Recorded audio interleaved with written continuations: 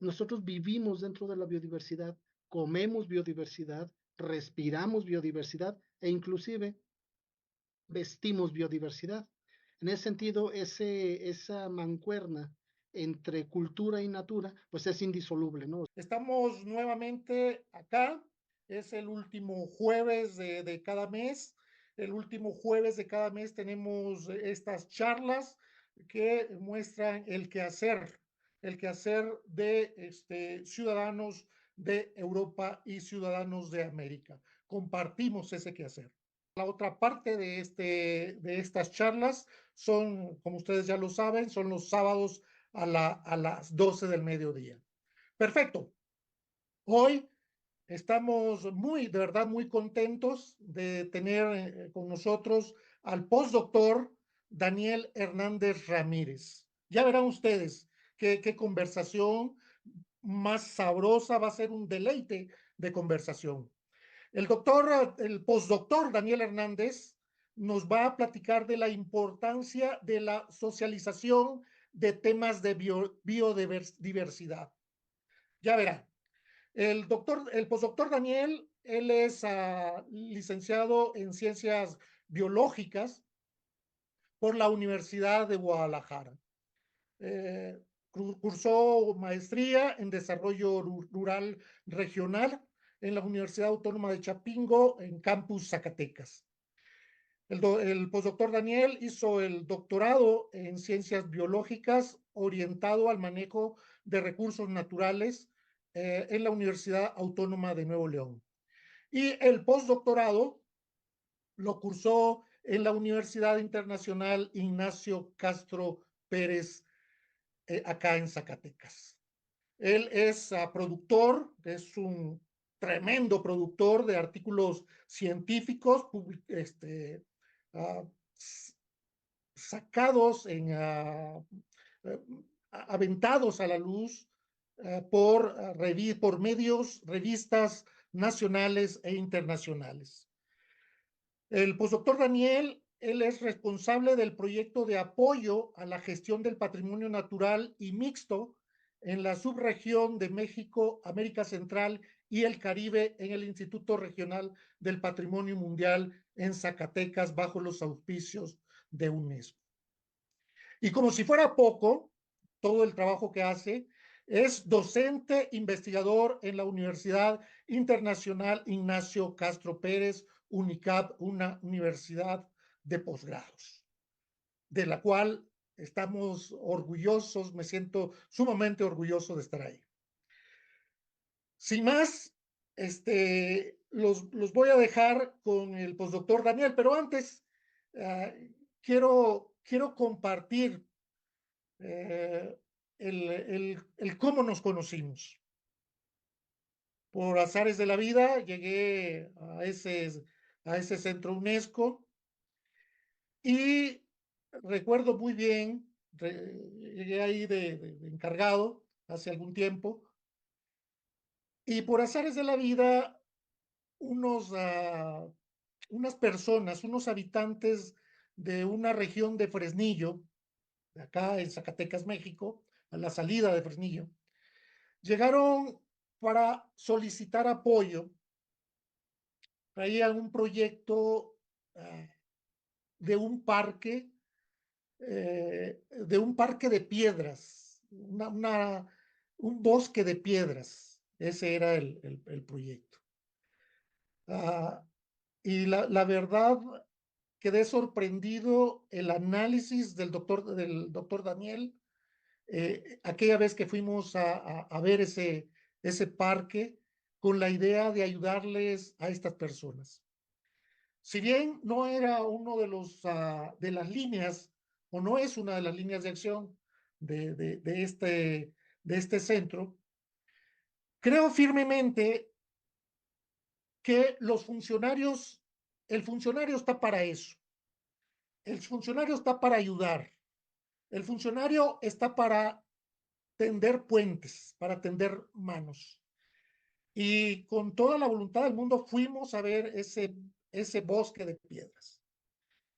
Que desafortunadamente en el análisis se desprendieron otras cosas. Ya a lo mejor lo comentará el doctor. Pero creo firmemente en ese apoyo. Cuando un funcionario no te recibe, te da con la puerta en la nariz, cuando un funcionario te amenaza, te echa de menos, te menosprecia, creo que no le está haciendo nada bien al aparato. No le hace nada bien. Y el daño no es hacia la persona, el daño es hacia el sistema. Y lo dejo ahí y los dejo con el postdoctor Daniel. Postdoctor, adelante, por favor. Muchas gracias, ¿no? Muchas gracias por este recibimiento, por esta eh, descripción tan motivante, ¿no? Y sí, en verdad, continuando con la manera en que coincidimos, pues afortunadamente coincidimos ahí en este instituto, en donde, pues, como bien dijo, por azares del destino, hubo la solicitud de apoyo, ¿sí? Atinadamente también comentó que no es la función del instituto trabajar el tema de fósiles, pero al menos no directamente. Entonces, aún con eso, aún sabiendo eso, atendimos la solicitud. Recuerdo perfectamente, debo de ser sincero, no es mi especialidad los fósiles, la paleontología no es mi especialidad, o sea, es un área sumamente amplia, de la cual conozco el 0,01% de lo que es, ¿no? Pero reconozco su valor. Entonces, en ese momento que vamos, visitamos a los paisanos acá en Fresnillo, y pues yo sentía que las condiciones no eran las más adecuadas para que se diera para que caminara sobre la senda de la paleontología, ¿sí? Pero no nos quedamos ahí, o sea, no le cerramos la puerta a las personas y sí les ofrecimos alternativas, o sea, sí les dijimos, pues es que a lo mejor por aquí no puede caminar, pero tienen esta otra opción, esta y esta, ¿sí? O sea, no tiene que ser obligadamente el tema de fósiles y de paleontología y todo eso, pero les dejamos ver que tienen otras potencialidades muy, muy interesantes, ¿no? Ya el tiempo dirá el resultado de esta aportación, pero ahí lo importante es la voluntad, o sea, la voluntad de querer ayudar, de querer colaborar. Bien dijo el ingeniero Edgar, mi formación académica es totalmente pública. Sí, debo de decir que toda, desde el kinder hasta el doctorado ha sido con recursos públicos, han sido escuelas públicas. Ya últimamente, pues ahí se nos ofrecieron algunas condiciones para hacer el postdoctorado en una universidad privada, ¿no? Que ya habrá tiempo de platicar de ella. Pero yo siento una responsabilidad social muy, muy fuerte, aparte de que me gusta compartir ideas, experiencias, me gusta mucho hacer un ejercicio de reconocer que no sé todo y compartir contactos. O sea, ok, yo no sé todo, pero fulanito es experto en, no sé, en cualquier cantidad de variantes ambientales que se puedan imaginar. Entonces, pues yo ofrezco lo que yo tengo, pero también ofrezco mis amigos o mis conocidos o formas de enriquecer esa información, ¿no? Entonces, pues así ha sido mi proceder y créanme que me siento muy conforme con ser así, ¿no? No me gusta tener guardada información, me gusta compartirla. En ese sentido, pues la ocasión, hace poco que platiqué con el ingeniero Edgar, en torno a una colaboración, de inmediato me vino a la mente, pues lo que estoy tratando de hacer, si no es que las 24 horas del día, por lo menos sí el tiempo que permanezco despierto, que es compartir algo que es muy evidente para nosotros como mexicanos. ¿Sí? Nosotros vivimos, dice por ahí que lo primero que nos enseñan a decir a los biólogos es México es un país megadiverso. Y lo es. O sea, México es un país con una diversidad biológica inmensa, que yo creo que ni los mismos mexicanos tenemos idea. ¿Sí? ¿Por qué? Porque somos parte de esa biodiversidad. ¿Sí? Solamente que a veces volteamos a verla en lugares en donde pues los medios de comunicación nos dicen que está. Entonces, nosotros vivimos dentro de la biodiversidad, comemos biodiversidad, respiramos biodiversidad e inclusive vestimos biodiversidad. En ese sentido, esa mancuerna entre cultura y natura, pues es indisoluble, ¿no? O sea, es algo que nos es natural, ¿sí? Ahorita lo que vamos a tratar de abordar y de conocer es ok, pues México es un país megadiverso, pero ¿qué implicaciones tiene? Y cómo podemos nosotros llevar ese ejercicio de interés, a lo mejor algunos de los que nos están viendo y escuchando no son expertos en el tema ambiental, ¿sí? Pero tienen ese interés, a lo mejor a partir de la plática que podamos tener, pueda surgir ese interés y a medida que haya ese interés, pues vamos a favorecer aspectos como la conservación tal vez, ¿no? O el aprovechamiento inclusive, ¿sí? Bueno, si me lo permiten, voy a compartir pantalla para poder comenzar. Me dice, ingeniero, si se está viendo. No ha salido, no ha salido, doctor. Ahí está ya. Ahí ¿Listo? estamos. Ahí Ok. estamos. Bueno, pues mi nombre es Daniel Hernández Ramírez, soy orgullosamente zacatecano, y toda mi familia ha sido zacatecana, bueno, hasta donde recuerdo y hasta donde tengo información hemos sido 100% zacatecanos. Que por cierto, invito a todas las personas que nos están viendo o escuchando que nos visiten. Sí, es muy importante para nosotros como zacatecanos que nos visiten. Créanme que se van a llevar una sorpresa muy agradable en dos sentidos. Por un lado, la ciudad es hermosísima, es una ciudad única en el mundo, ¿sí? Estoy ahorita cayendo en la cuenta que tal vez sea, si no la única, sí de las pocas ciudades que tienen un triple interés en torno al tema de patrimonio mundial. Les voy a platicar rápidamente. ¿Sí? Por un lado, tiene la denominación como centro histórico, ¿no? El centro histórico de la capital zacatecana, que geográficamente estamos al centro de la República Mexicana, tiene una denominación como patrimonio mundial por la arquitectura, básicamente, ¿no? Su arquitectura es espectacular, es muestra de la arquitectura virreinal en la época, obviamente, en la época de mayor florecimiento del virreinato español.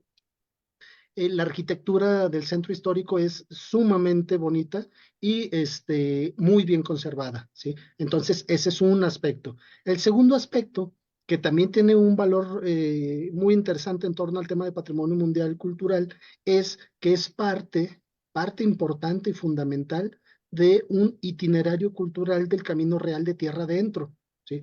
Ese camino en donde de la parte sur de la Ciudad de México hacia el norte, se llevaban materiales traídos de Europa, de las Filipinas, hacia el norte y del norte hacia el sur, o sea, es decir, de Nuevo México en Estados Unidos hacia la Ciudad de México, se regresaba con oro y plata, básicamente. ¿Sí? Entonces, ese intercambio hizo que fuera la columna vertebral, muchos le han llamado la columna vertebral de México, y mejor conocido como el Camino Real de Tierra Adentro, y uno de sus puntos o de ese itinerario cultural es Zacatecas Capital. Ahí ya llevamos dos eh, aspectos relevantes para que nos visiten. El tercer punto es de que es parte de de una ruta indígena, la ruta Wixárika o la ruta Huichol, ¿sí? Que va desde Occidente hasta el centro norte del país, ¿sí?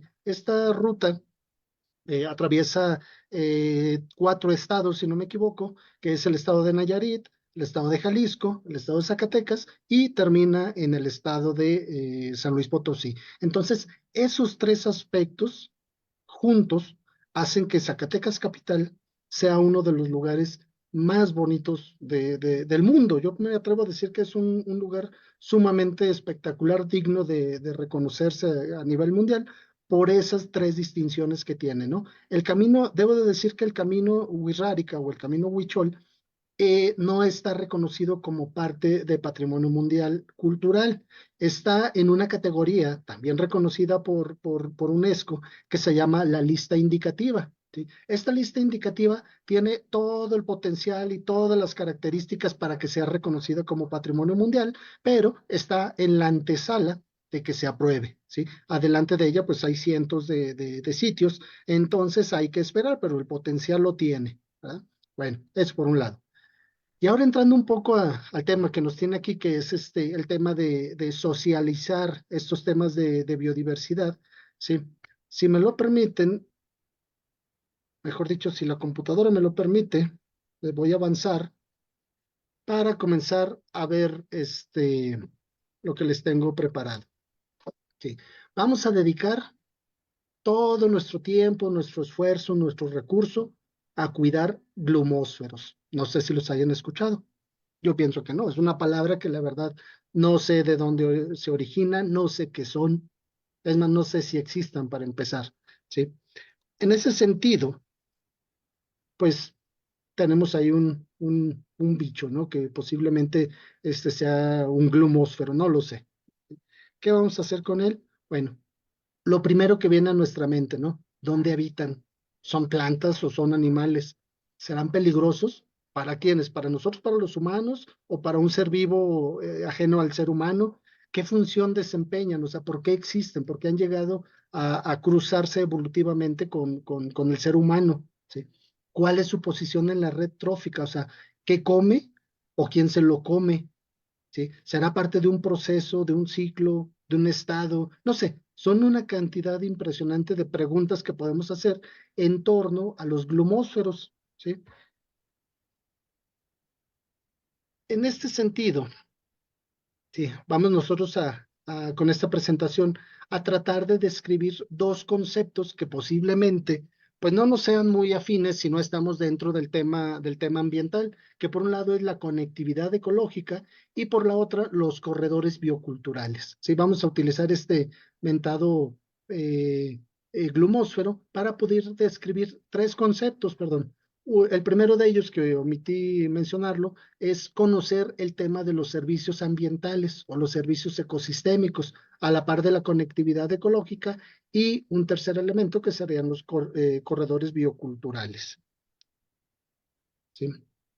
Bueno, ¿qué son estos mentados servicios ambientales?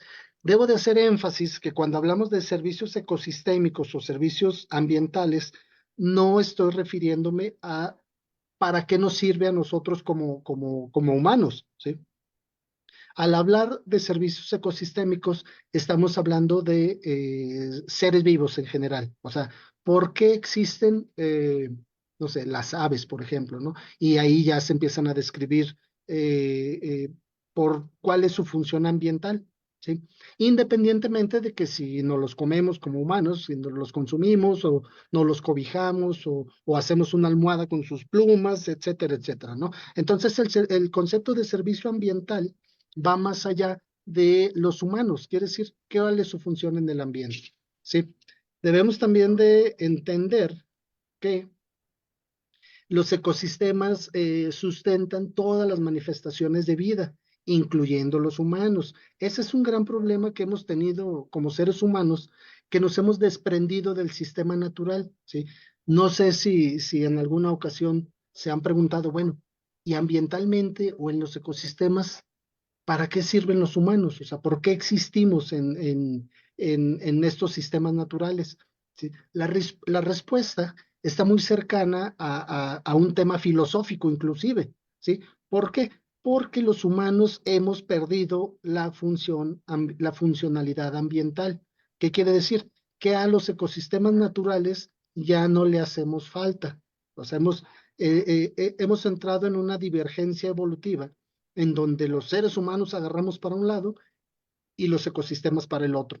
¿Sí? Entonces está habiendo esa ruptura que nos está llevando a tener problemas graves, ¿no? O sea, graves de contaminación, de destrucción de hábitat, de pérdida de biodiversidad, de cambio climático, de calentamiento global, etcétera, etcétera, por ese desprendimiento que hemos tenido de la naturaleza. Ojo, no estoy hablando de volver a prácticas de cazador-recolector, o sea, estoy hablando de que pues así hemos evolucionado, así hemos caminado, ¿verdad?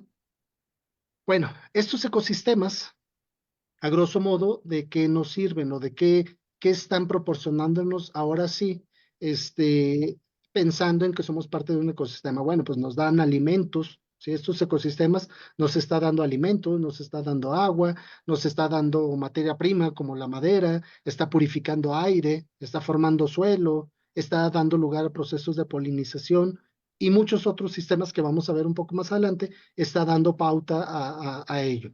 ¿Sí? Entonces,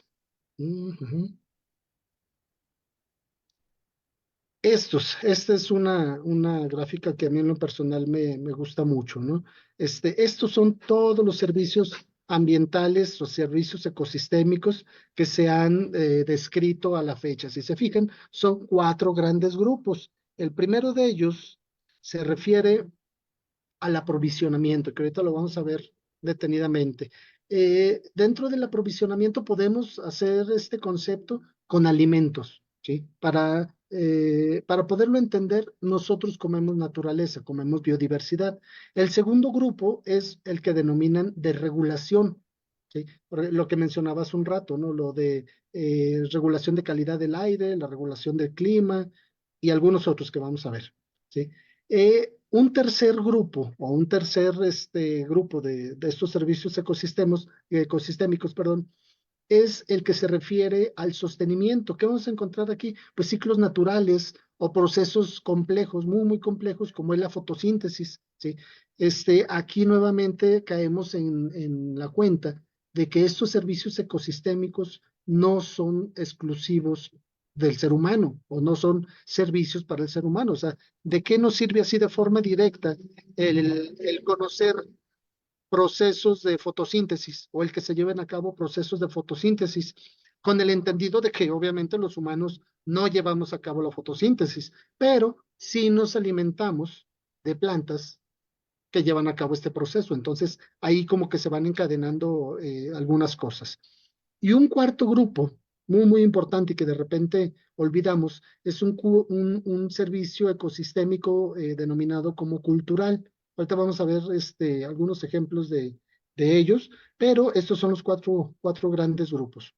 Para el caso de aprovisionamiento, perdón, eh, de un servicio ecosistémico, pues obviamente lo primero que nos viene a la mente son alimentos, ¿no? Sí, pues que no disfruta un rico chocolate, por ejemplo, ¿no? O sea, producto del cacao, sí, que fue cultivado, que fue procesado, que fue endulzado y que fue transportado, pues para que podamos comer un chocolate, ¿no? Es en el caso de postres, ¿sí? Pero también podemos estar hablando de plantas muy, muy importantes para nosotros como mexicanos y como latinos, eh, como el maíz, por ejemplo, ¿sí?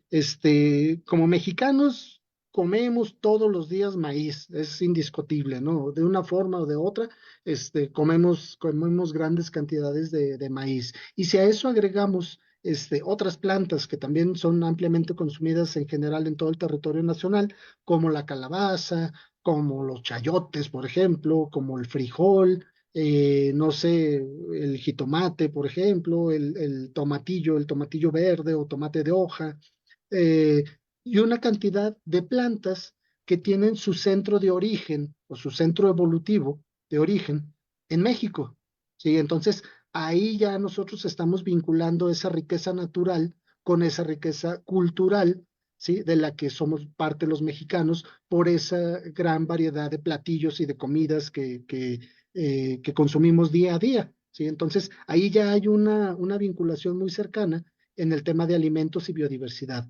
¿Sí? El tema de materias primas, ¿no? De la naturaleza, de la biodiversidad, como mencioné hace un ratito, pues podemos sacar madera para la construcción, ¿sí? O para hacer obras de arte o puertas, portones monumentales o etcétera, etcétera, ¿sí? La naturaleza nos está dando la materia prima para poder crear diferentes cosas. En ese sentido, también me gustaría mencionar un elemento muy importante. La naturaleza o la biodiversidad nos está dando principios activos, ¿sí? Para medicamentos.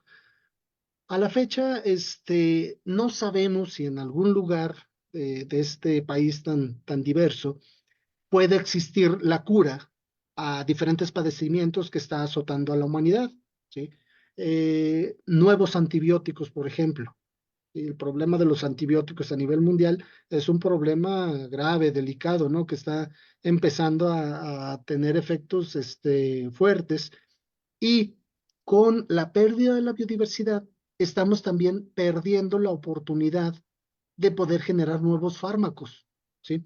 Entonces, ese tema del aprovisionamiento, pues también está visto desde recursos medicinales o recursos con principios, activos. Un otro elemento dentro del aprovisionamiento, pues es el agua, ¿no? Que es un problema, bastante fuerte, ¿sí? Hoy precisamente estuve en una reunión estatal en donde, más del 80% del agua desperdiciada en el estado de Zacatecas, que déjenme decirles, es un lugar en donde es bastante seco, ¿sí? O sea, las lluvias no son tan recurrentes y torrenciales como puede ser en otras partes de la República, pero sí está impactando últimamente, ¿no? La falta de agua. Entonces, con ese diagnóstico que se presenta, que más del 80% el agua desperdiciada a nivel estatal corresponde a malas prácticas agrícolas, hay que poner bastante atención, ¿sí?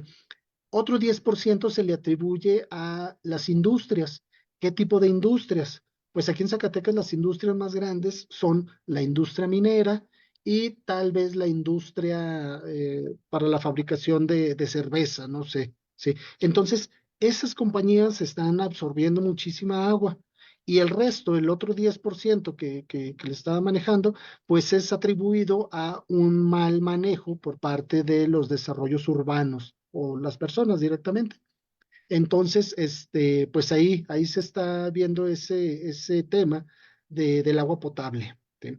Para continuar con nuestra gráfico de servicios ecosistémicos, pues tenemos el de regulación. ¿A qué se refiere el tema de estos servicios ecosistémicos de regulación? Bueno, pues en cuanto a la calidad del aire, ¿sí?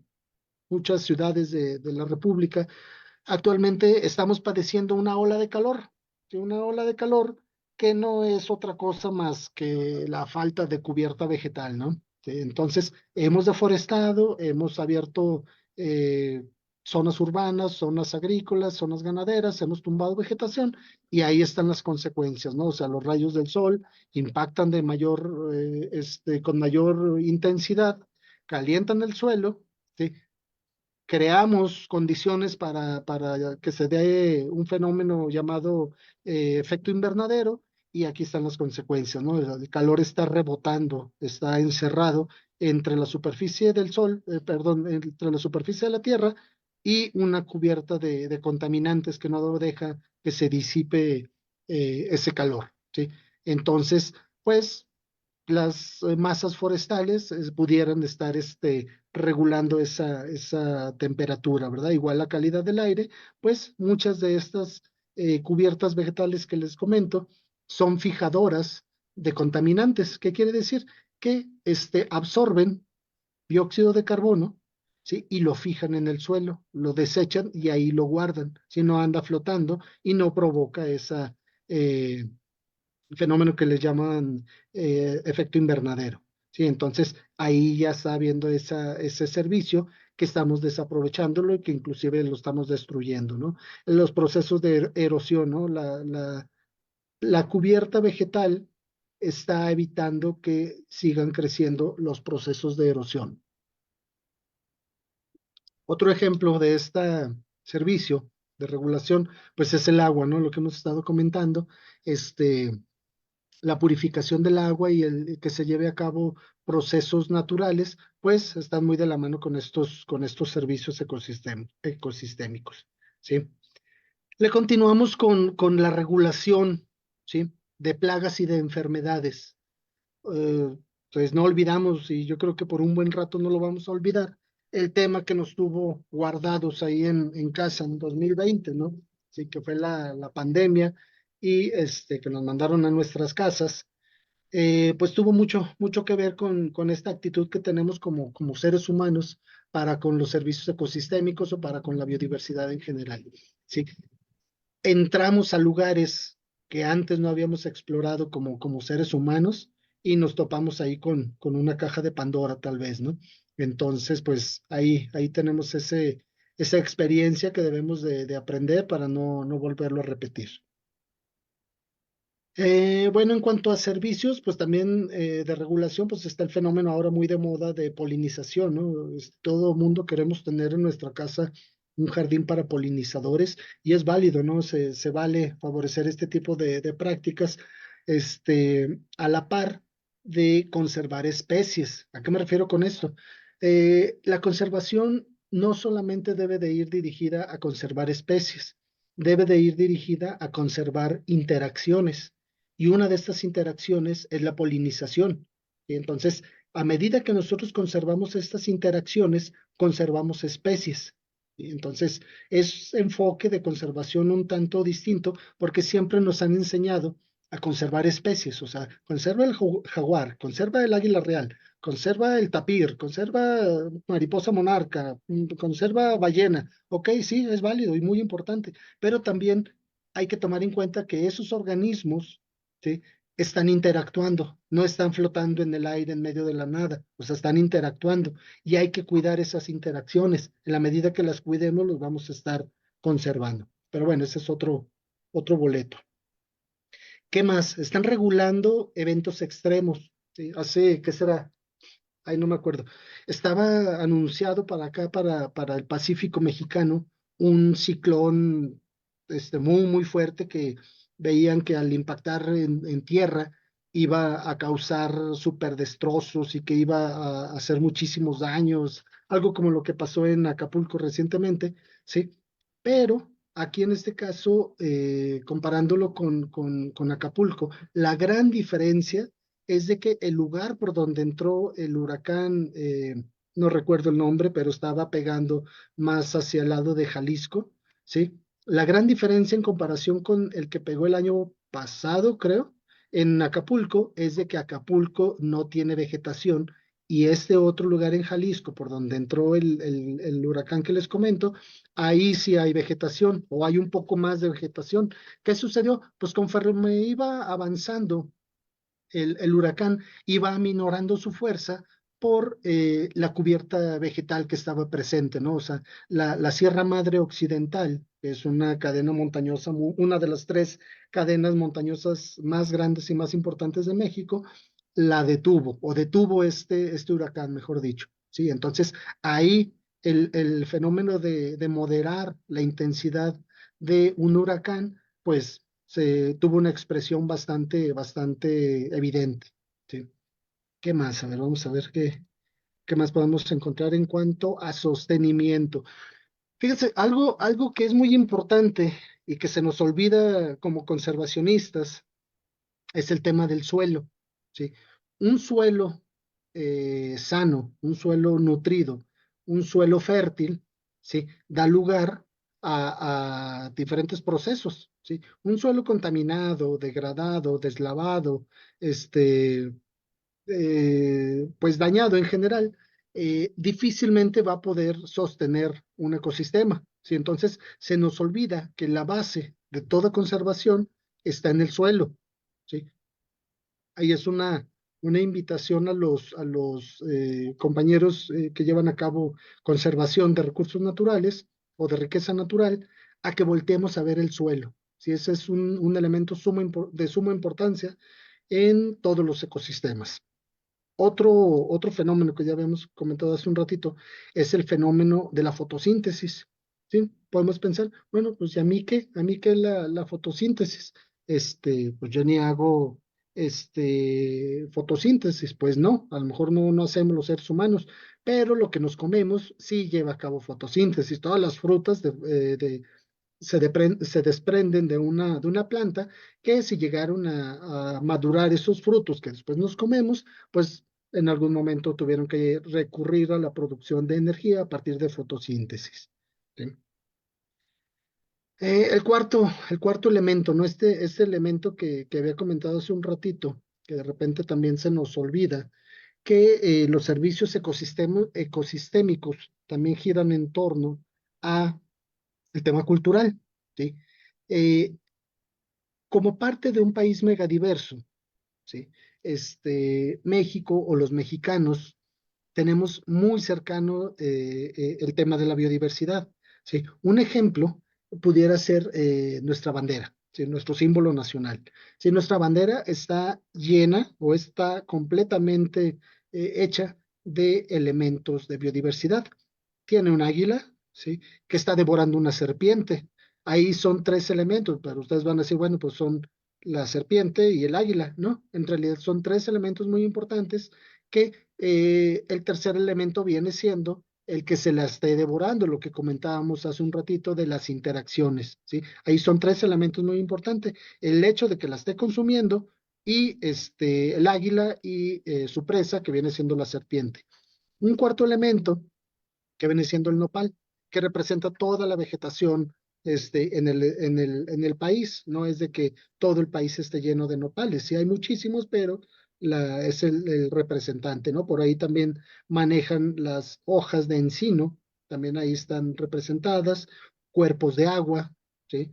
Y pues ya a manera un tanto chusca, a mí de niño me decían que había una ranita, no sé si se hayan tenido la precaución ahí de ver esa famosa ranita en el escudo nacional, ¿sí? Que viene siendo una penca, pero ahí con imaginación, pues parece una rana, ¿verdad? Entonces, a ese nivel traemos como mexicanos el tema de la biodiversidad, donde quiera andamos viendo esa biodiversidad. Entonces, inclusive antes de la conquista, las deidades o los dioses prehispánicos, pues estaban relacionadas con la naturaleza, ¿no? Sí, consideraban una deidad muy importante el tema del jaguar, por ejemplo, o el tema del águila real, ¿sí? Inclusive de otras especies o de otros grupos que de repente se nos olvidan también, como los colibríes. Sí, los colibríes también eran un grupo bastante importante y bastante bien vistos por las diferentes comunidades prehispánicas aquí en México,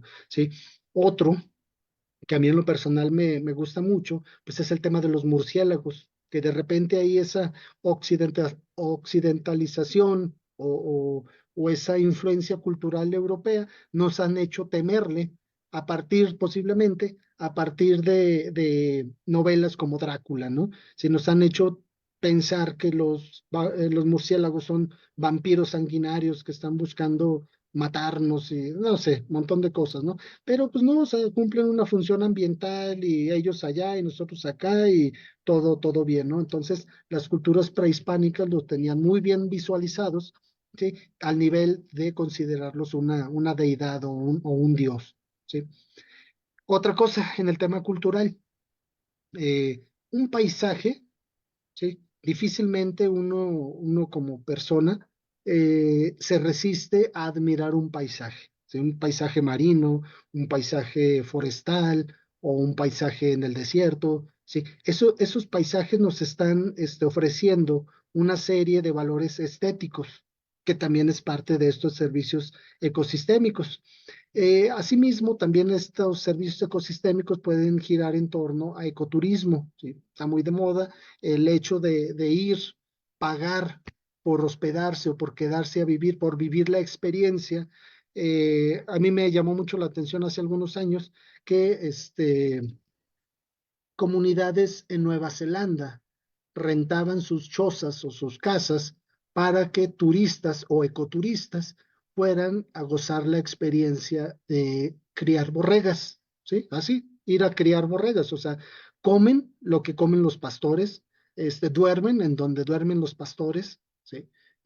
Hacen la actividad normal, pero pagan por gozar la experiencia. Entonces, el tema de la naturaleza en torno al turismo, pues también ahí es una oportunidad muy interesante, ¿no? Y ya para ir cerrando este pequeño ciclo, la naturaleza también nos proporciona salud física y mental, ¿sí? Últimamente hay una corriente muy fuerte que yo creo que no va a tardar en llegar a México, ¿sí?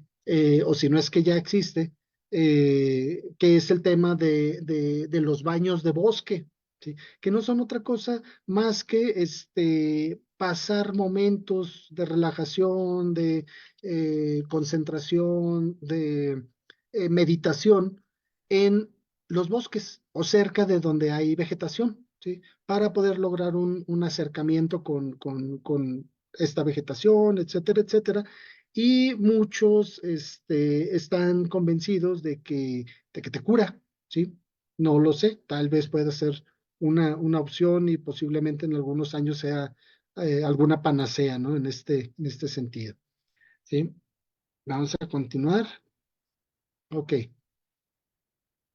¿Qué pasaría? ¿Qué pasaría si omitimos todos estos servicios ecosistémicos? ¿Qué pasaría si los quitamos? Bueno, de inmediato, la calidad y la cantidad de alimentos, de agua y de la posibilidad de nuevos medicamentos, pues se va a venir a pique, ¿no? Si continuamos esa tendencia de destrucción de biodiversidad, pues en automático muchos alimentos ya no van a ser posibles y agua también va a ser algo bastante, bastante difícil de acceder, al menos en la forma en la que la conocemos, ¿sí? Y en la facilidad con la que muchos tenemos de acceso, ya no va a ser tan fácil. Va a incrementarse los contaminantes en suelo, en agua, en aire. Obviamente, pues se va a ver afectado el hábitat tanto de flora como de fauna y se incluye al humano. ¿Por qué se incluye al humano? Para poner un ejemplo, el tema, por ejemplo, de las temperaturas, de las olas de calor, ¿sí? Hay mucha gente que es poco tolerante a altas temperaturas. Entonces, ¿qué va a pasar? Va a tener la capacidad de desplazarse y de irse a vivir a otra ciudad, por ejemplo, ¿sí? Entonces, si no la tiene, va a estar en problemas, ¿sí? No va a estar totalmente a gusto. Pensando en adultos mayores o en ancianos, ¿sí? Su calidad de vida se va a ver mermada por ese aumento de temperatura. Entonces, eso, quiera o no, o queramos o no, va a ser un problema, ¿sí?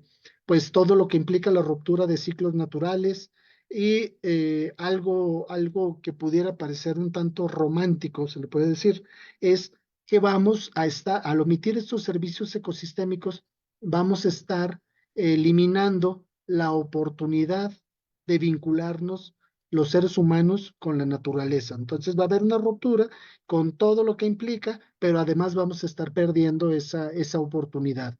¿De acuerdo? ¿Qué más? A ver, vamos a ver. Mm,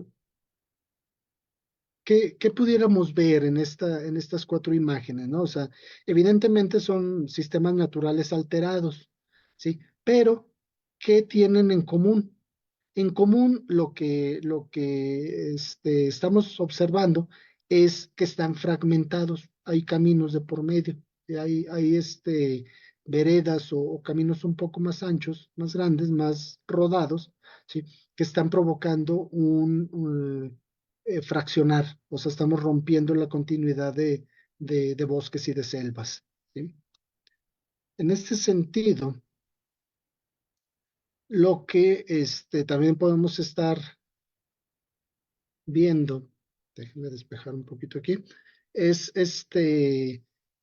evidentemente es un proceso en el que la cobertura natural y compacta va perdiendo superficie y empieza a disgregarse hasta convertirse en islas, ¿sí? O parches, como quiera llamársele, con diferentes tamaños dentro de un espacio geográfico. A este se lo conoce como cambio de uso de suelo en diferentes intensidades, ¿no? Todas ellas provocadas por la actividad humana o antrópica. Ok, ¿qué pasa con esta pérdida de conectividad? Al momento en que hay una pérdida de conexión, también se están perdiendo funciones ecológicas. Cuando hablo de funciones ecológicas, me refiero a la intensidad, la calidad y la cantidad de interacciones entre los seres vivos, ¿sí? Muchas veces nos han enseñado que ecología es no tirar basura, y no. O sea, la situación es de que la ecología como ciencia es la encargada de medir y de conocer y de medir las interacciones entre los seres vivos, ¿sí? Entonces, al haber un fraccionamiento de estos hábitats, se está rompiendo o se está atentando contra las funciones ecológicas de diferentes ecosistemas.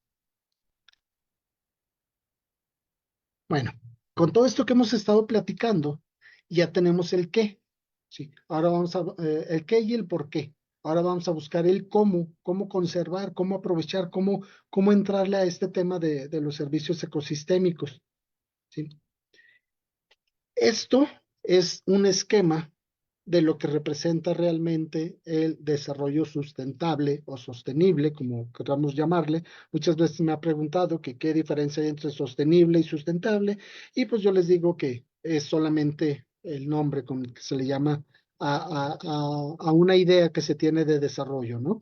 Entonces, este desarrollo sostenible o sustentable involucra tres grandes esferas. Por un lado, la sociedad o nosotros, las personas, en función del ambiente y vinculado a un tema económico. Muchas veces se piensa que sostenible solamente es sociedad y medio ambiente, y no, tiene que haber un tercer elemento llamado economía para que realmente sea sostenible. ¿Qué quiere decir? Que todas las actividades que se lleven a cabo deben de ser socialmente justas, ambientalmente apropiadas y económicamente viables. Las tres en perfecto equilibrio, las tres armonizadas, ni la una, ni la otra, ni la otra más o menos importantes. Tienen que estar equilibradas, tienen que tener un justo medio entre sociedad, economía y ambiente. Eso es lo que conocemos como desarrollo sostenible. ¿Sí? Una serie de propuestas que podemos ir conociendo o ir abordando, sí, son, ok, son el tema de la protección de la biodiversidad. O sea, ¿qué podemos hacer para aminorar esta reducción de biodiversidad? Pues obviamente, pues tenemos que protegerla, ¿sí? ¿Qué debemos de hacer? Pues acciones de control de tráfico ilegal de especies, el tema de deforestación, abordar aspectos de conocimientos tradicionales. O sea, también es un elemento bastante benéfico para mitigar los efectos de la pérdida de biodiversidad, pues todo lo que implica la regulación del agua, el reducir el consumo. Este aspecto, créame que es algo muy importante, pero muy difícil también de poder abordar. ¿A qué me refiero con esto? Me refiero a cambiar nuestros hábitos de consumo, ¿sí? Es muy difícil, es muy complicado, pero tenemos que ir caminando hacia allá. Si no lo hacemos pronto, hay estimaciones que dicen que la humanidad tiene 100 años para poder corregir esas situaciones. Entonces, 100 años en el tema humano, pues es ya, ¿no? Es un dormir y un amanecer, es un anochecer y un amanecer muy rápido. Entonces, hay que tener ese elemento muy en mente. ¿Sí? Si nosotros pudiéramos llevar a cabo todas estas acciones de aminorar esos efectos a la biodiversidad, estamos hablando de un tema de corredores bioculturales. O sea, si nosotros pudiéramos juntar todo esto en una región, ¿sí? O en una zona, nosotros estamos caminando hacia favorecer ese concepto que se llama corredor biocultural, en donde se toman en cuenta aspectos bióticos, como las especies que hemos estado comentando, pero muy cercanos a la humanidad o a las manifestaciones culturales. Hay un concepto por ahí de cultura que a mí me gustó mucho, ¿sí?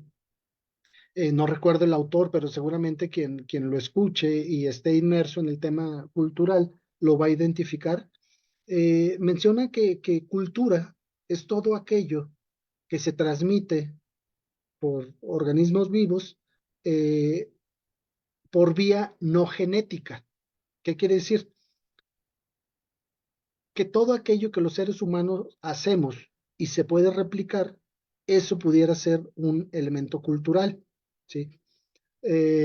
A lo mejor ahí muchos ortodoxos de la cultura pues no van a estar muy de acuerdo, pero lo describe muy bien. ¿Sí? ¿Por qué? Porque los artistas, con base a su entorno, manifiestan su arte. Entonces, eso no es algo genético, es algo que aprendieron, es algo que llevan a cabo, ¿sí?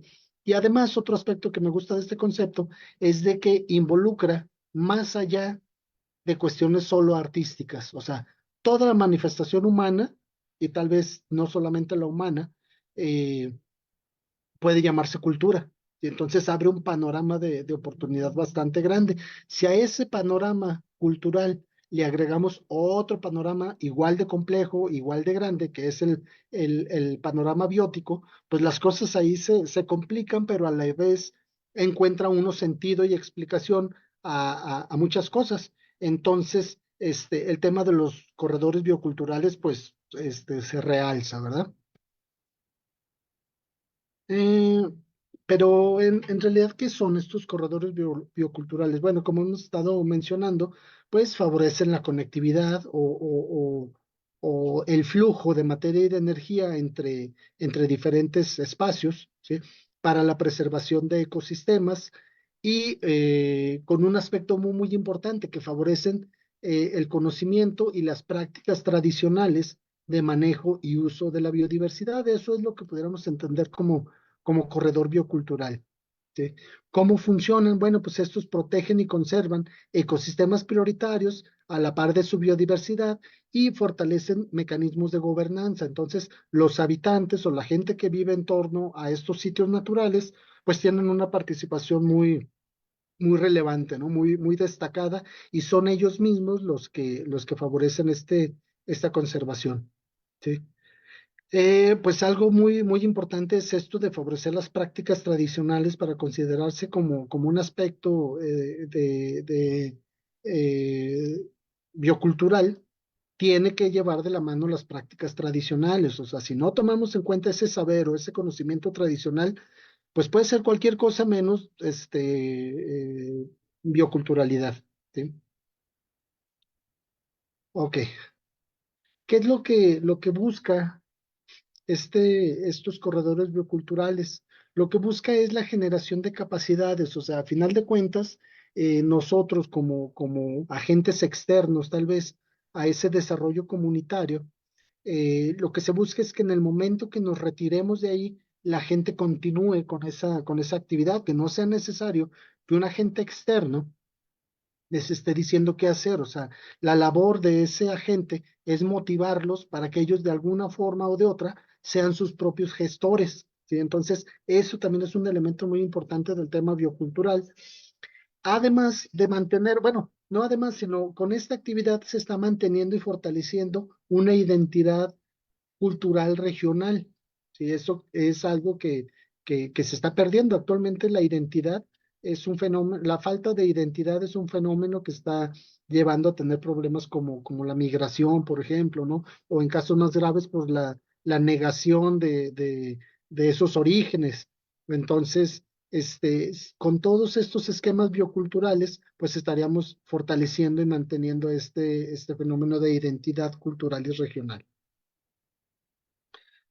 Ok, bueno, este es un esquema que a mí en lo personal me gusta mucho, me ayuda mucho a entender y ver posibles alternativas en cuanto a la riqueza natural o la biodiversidad. Tenemos cuatro grandes esferas, ¿sí? En las que aparentemente están aisladas, que es el sector académico. O sea, las universidades tienen una relevancia y una participación muy grande y muy valiosa en el tema de biodiversidad.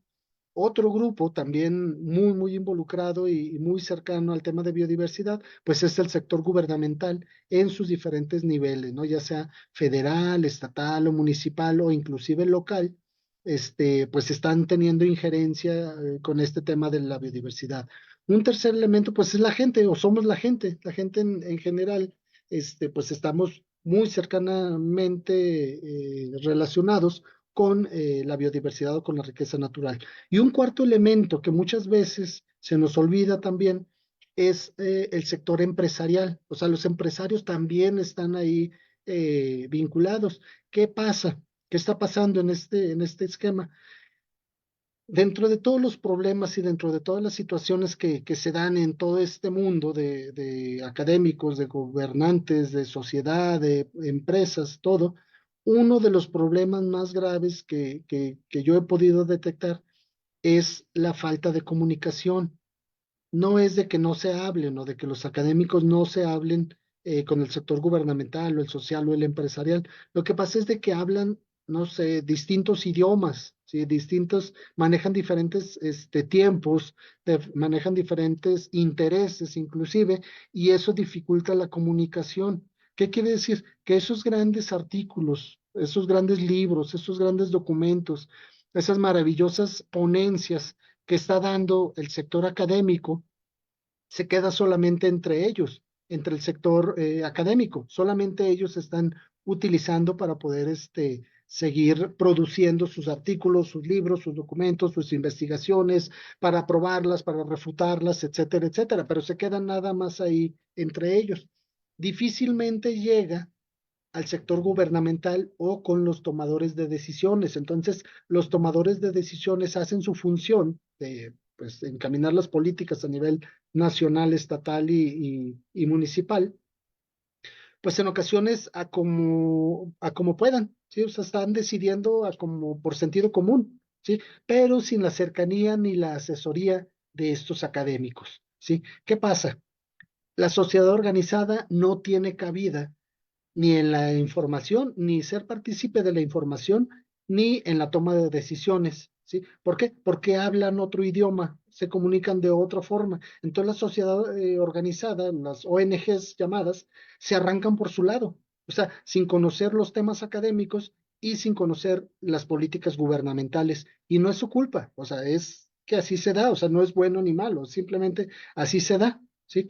Entonces, este cuarto elemento, que es la empresa, pues dice, yo no sé, o sea, los académicos pues no me dicen nada, el sector gubernamental pues no me prohíbe ni me autoriza, ¿sí? La sociedad organizada pues está totalmente ajena o extraña al sector empresarial, entonces pues me voy por la libre, o sea, me voy haciendo como que no sé que estoy impactando el ambiente o a la biodiversidad y pues que tope hasta donde tenga que topar, ¿no? Entonces hay esa desvinculación en ocasiones involuntaria que está trayendo problemas a la riqueza natural. Entonces ahí lo que favorecería son interlocutores, ¿sí? Gente académicos que entiendan el tema gubernamental, ¿sí? Y que entiendan el tema de la sociedad para poderse vincular al sector empresarial. O sea, necesitamos gente que entienda a los empresarios, que entienda a los académicos,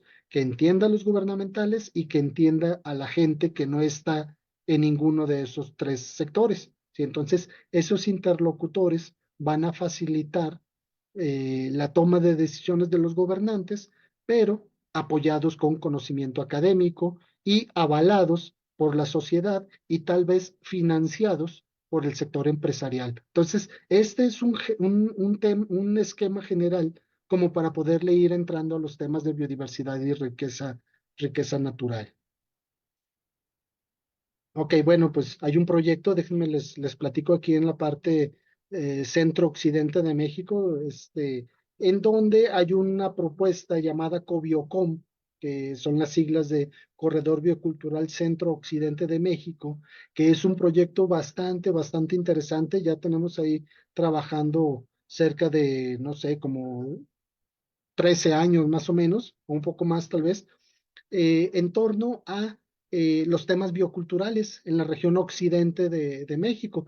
¿En qué estados estamos tratando de armar una propuesta de este tipo? Pues es en el estado de Nayarit, de Jalisco, de Michoacán, ¿sí? De Aguascalientes, de Zacatecas, de San Luis Potosí, de Guanajuato, de Colima, ¿sí? Toda esta región hay una serie de manifestaciones bioculturales sumamente interesantes. ¿Sí? Aquí lo difícil es esta vinculación que les comentaba hace un ratito, entre académicos, entre sector gubernamental, entre empresarios y entre sociedad en general. Entonces, eso es lo difícil, pero una vez que la gente se apropie de este concepto y le guste y le vea beneficio social, beneficio económico y beneficio ambiental, le va a entrar, automáticamente va a decir, ok, o sea, vamos llevando a cabo actividades de huertos de traspatio, de agave,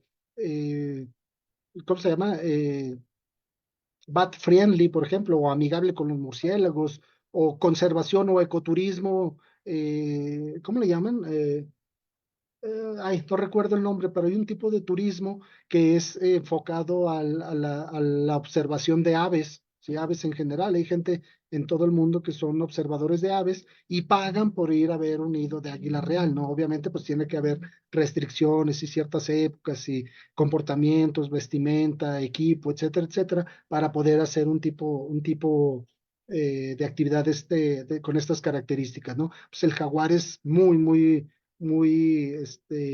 ¿cómo se dice? Atractivo para poder llevar a cabo conservación, ¿no? Y así hay una cantidad impresionante de actividades que simplemente hay que ir a las comunidades, hay que ir a las comunidades a platicar con la gente y empieza a salir información de plantas medicinales, de alimentos que no son así que va uno al supermercado y los compra, ¿no? O sea, son alimentos muy localizados, muy específicos y que solamente se consumen a lo local. Entonces, ver esas opciones, esas alternativas, para favorecer el ingreso económico, ¿no? Hay actividades, por ejemplo, como en la costa, una partecita muy pequeña de la costa de Jalisco, en donde están produciendo piña semisilvestre, ¿sí? Porque no es piña totalmente silvestre, ¿sí? Entonces, ese tipo de cositas así, pues son muy atractivas y tienen potencialidad a ser aprovechadas de una manera sostenible,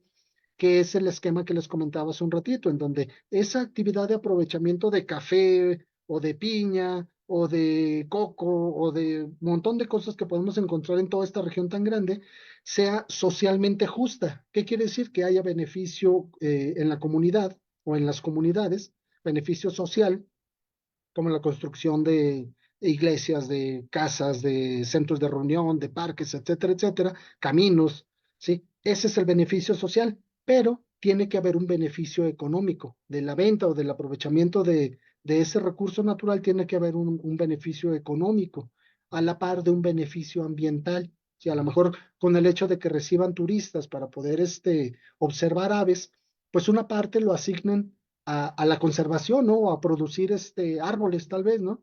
Y entonces son esquemas así muy localizados que es muy difícil que haya una receta mágica para los corredores bioculturales. ¿Sí? A ver, vamos a ver.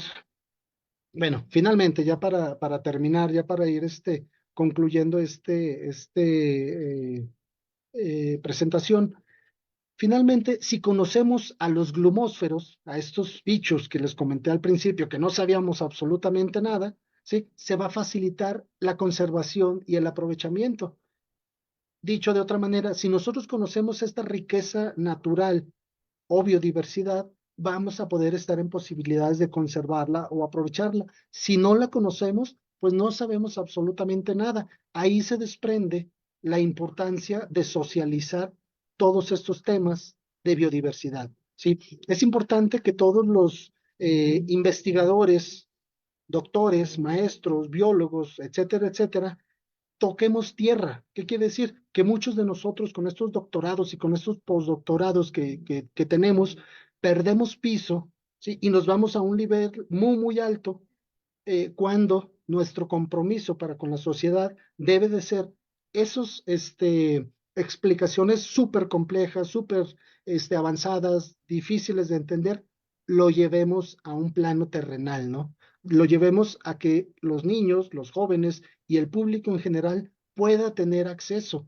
Acuérdense, o acordémonos, mejor dicho, que el acceso a la información inclusive es un derecho humano, ¿sí? Entonces, el facilitar el acceso a la información y el facilitar acciones de conservación y de aprovechamiento de biodiversidad es nuestra obligación como perfiles académicos que sostenemos un doctorado o un postdoctorado, es nuestra obligación, ¿sí? Déjenme ver si por aquí hay otra cosa que podamos comentar. No, creo que nada. Son mis datos. Agradecerles el favor de su atención, ¿sí? Quedo atento a lo que pudiera surgir. ¿Sí? Y esos son mis datos, mi correo electrónico y mi teléfono personal para cualquier comentario que pudieran tener al respecto. Nuevamente, pues muchas gracias, ingeniero. Le dejo el uso de la voz para que usted siga conduciendo esta sesión. Gracias. Este, Riquísima conversación, doctor. Riquísima conversación.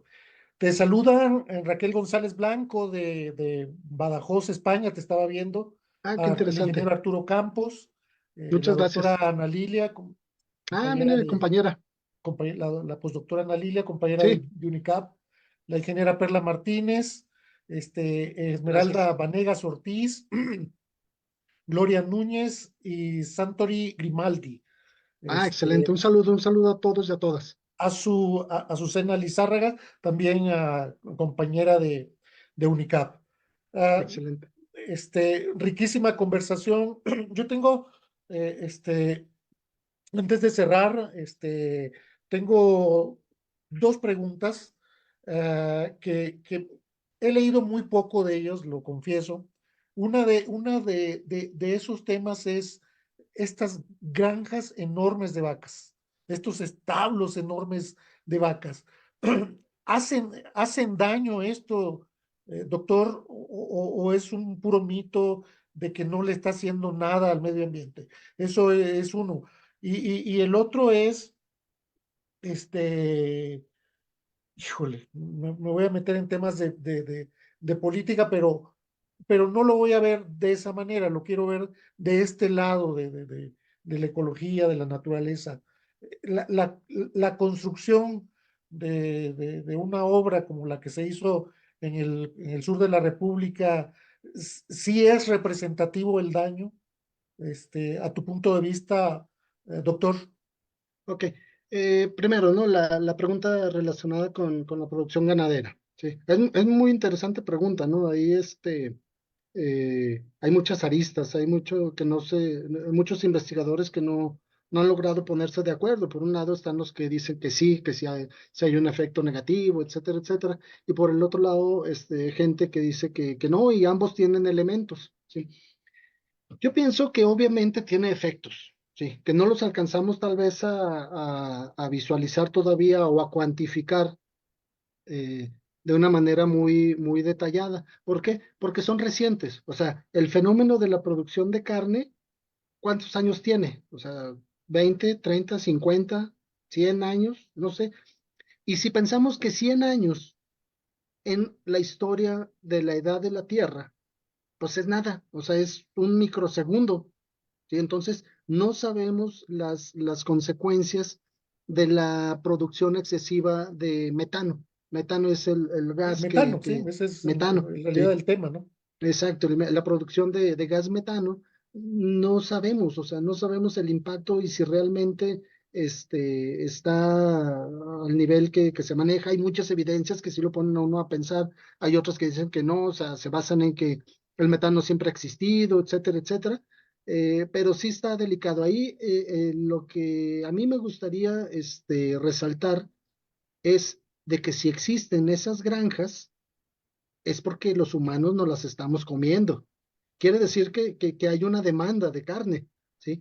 Y no tanta carne, o sea, yo no soy vegetariano ni vegano ni nada de eso, o sea, a mí me encanta la carne, pero mi cuerpo me pide pocas cantidades de carne, ¿sí me debes explicar? Sí, o sea, Sí, yo puedo estar perfectamente una semana, inclusive 2 semanas sin comer carne y no me pasa no nada, o pasa sea, nada. cuando la como, pues la como con gusto y en proporciones, moderadas, ¿no? O sea, pensando en algo que a mí me llama mucho la atención que manejan los arqueólogos, que fisiológicamente y anatómicamente el humano actual sigue siendo un cazador-recolector, ¿sí? O sea, estamos hechos para andar cazando y recolectando como lo hicieron nuestros antepasados. O sea, esa es nuestra fisiología y esa es nuestra anatomía. Tenemos esa adaptación para poderlo hacer. No lo hemos hecho por evidentes razones, ¿no? O no lo seguimos haciendo por evidentes razones, pero nuestra fisiología está hecha para comer lo que cacemos,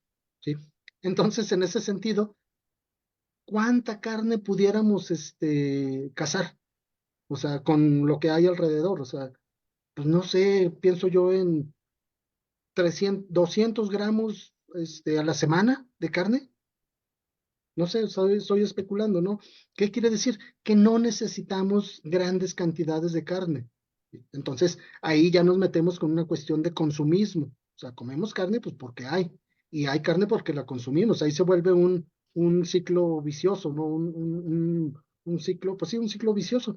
Entonces, por ahí creo que va la cuestión de la carne, ¿no? En general. Lo otro que me comentaba acerca de, a ver, acuérdeme, ingeniero, se me fue El otro es estas la obras construcción. que se Ajá. están haciendo allá en el, en el sur de México.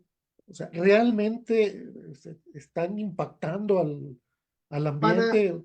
ajá, para tener una opinión al respecto, yo creo que lo más conveniente y lo más sano es tener información de primera mano, ¿verdad? Yo no conozco las O sea, obras. me refería a los metros cuadrados, pues, de que hay Ah, ok. hay que dejar Ahí sabe limpios cuál es el tema, ingeniero.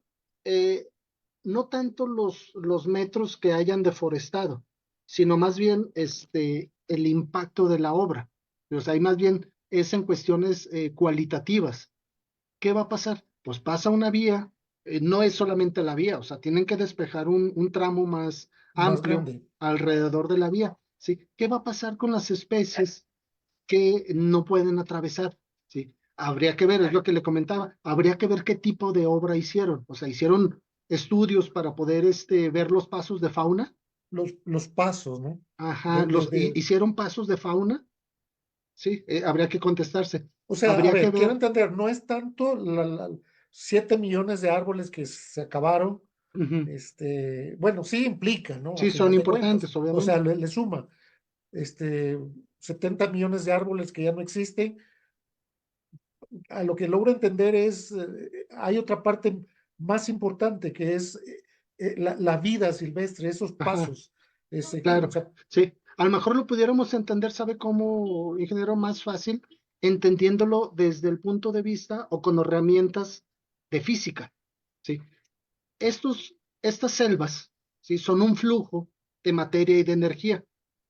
Si se corta, está dejando de fluir materia y energía. Y entonces, sí hay implicaciones muy finas de fraccionar ecosistemas como se vino haciendo, ¿sí? Se aminoran un poco con estas actividades de pasos de fauna, por ejemplo, ¿sí? O a lo mejor hubo estudios previos en donde decían, no, ¿saben qué? Vamos a rodearle o vamos a irnos por otro lado para poder bordear un lugar en donde hay especies protegidas, ¿sí? O sea, el recorrido se hizo en función de la riqueza biológica para impactar lo menos posible. Si no se hicieron, sí estamos en problemas. O sea, la obra puede ser socialmente justa, económicamente viable, pero ambientalmente no apropiada. Si no se hicieron esos estudios, si se hicieron y está reducido al mínimo los impactos ambientales, no hay problema. O sea, puede ser la muestra a nivel mundial de que las cosas se pueden hacer. Ojo, siempre y cuando se hayan hecho los estudios convenientes y claro, estén avalados por las personas realmente expertas en esos temas. en el asunto. Y la última, ya como dicen la del estribo, ¿no? La última y nos Eh, vamos. la última, la última y nos vamos. La última es, te voy a quemar, A ver, te voy a poquito. quemar, doctor. Voy a tratar de zafarme. El otro día platicábamos de este asunto del caldo de ratas, y lo Ujú, voy a decir en el buen sentido, ¿no? sí, Del caldo de ratas, de, de conejos, algunos guisos de zorrillo, serpiente de etcétera, cascabel. de Ujú, víbora de cascabel. ujú, A- Hablábamos de eso, este, y me quedé pensando en esa conversación que tuvimos. Me quedé pensando en el sentido de que, de lo que comentábamos, de que son animalitos silvestres que no se sabe qué bacterias, qué virus, qué otros microorganismos contengan, ujú. y a lo mejor no son tan benéficos para nosotros. A lo que voy es, creo que habría una forma adecuada, ¿no? para crear toda esta gastronomía alrededor de la rata, Ujú, del conejo, etcétera, y sería granjas, ¿no? claro, sí. Está Este, muy interesante la pregunta, ingeniero. Sí. Mire, pues al me gustaría respecto, saber tu opinión, o bien, no pasa nada, vamos a darle. eh, no, no, no, yo me la esperaba la quemada en otro sentido, ¿verdad? Ah, Pero no, no, no, no, no, si es así, no no, hay no, no, problema, ¿no? O sea, es parte no. de, no, no, nada malo. Mire, en el caso específico de serpientes de cascabel, ¿sí? Hay documentos, hay estudios, hay investigaciones muy, muy serias, muy bien estructuradas, muy bien planteado su metodología para poder saber si la carne de víbora de cascabel, Crotalus, es el nombre científico, el género, tiene alguna propiedad diferente a la carne de pollo, de res, Por de ejemplo. cerdo, de pescado, si tiene alguna propiedad distinta, si hay algo, bueno, en el caso del pescado, pues sí tiene otras propiedades, ¿no? Pero ver si es diferente a la carne de cerdo, de res, etcétera, ¿no? Lo que llamamos carnes rojas.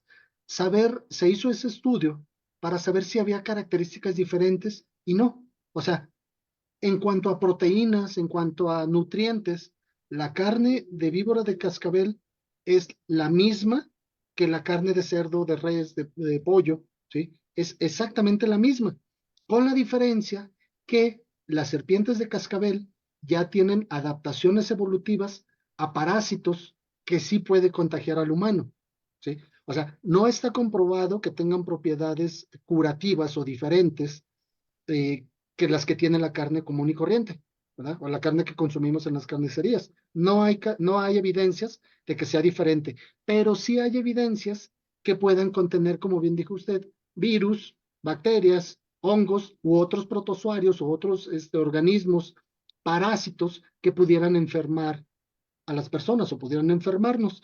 En este sentido, atendiendo una demanda de carne, porque hay una demanda, hay gente que la busca para poder Sí.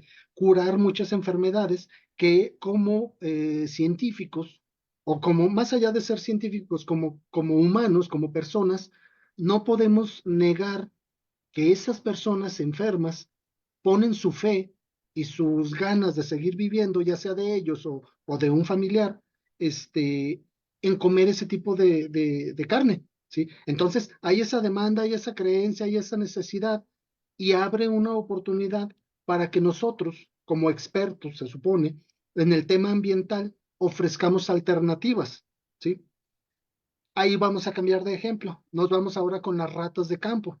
Hay gente que pone Que toda su fe, funcionaría esto como tener gallineros, como tener exacto, un establo, más como, barato que tener gallinas, ¿sí? Porque acordémonos que las gallinas son especies introducidas o especies exóticas al ecosistema zacatecano, ¿sí?